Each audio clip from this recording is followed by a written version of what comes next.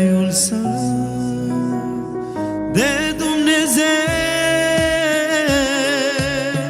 Vreau să mă îndrept înspre cetatea lui Dumnezeu, Creatorul meu.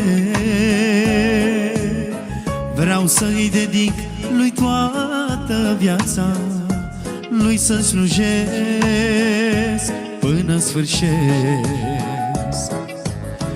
Vreau să mă îndrept înspre cetatea lui Dumnezeu, Creatorul meu. Vreau să-i dedic lui toată viața, lui să-i slujesc până sfârșesc. Spre cerul lui Dumnezeu eu voi alerga mereu, și prin foc și prin greu voi înainta mereu, căci vreau să ajung în raiul său de Dumnezeu. Spre cerul lui Dumnezeu eu voi alerga mereu, și prin foc și prin greu voi înainta mereu, căci vreau să ajung în raiul său de Dumnezeu.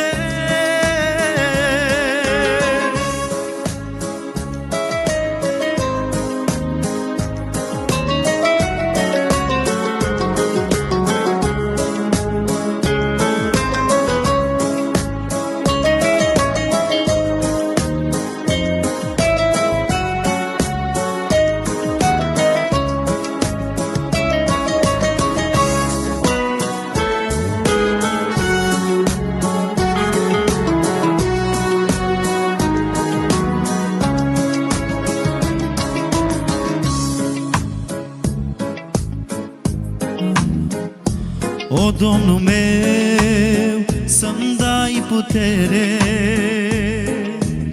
să-ți propovăduiesc venirea și să-mi alin a mea durere, până sfârșesc călătoria. O, Domnul meu, să-mi dai putere să-ți propovăduiesc venirea și să-mi alin a mea durere. Spre cerul lui Dumnezeu eu voi alerga mereu,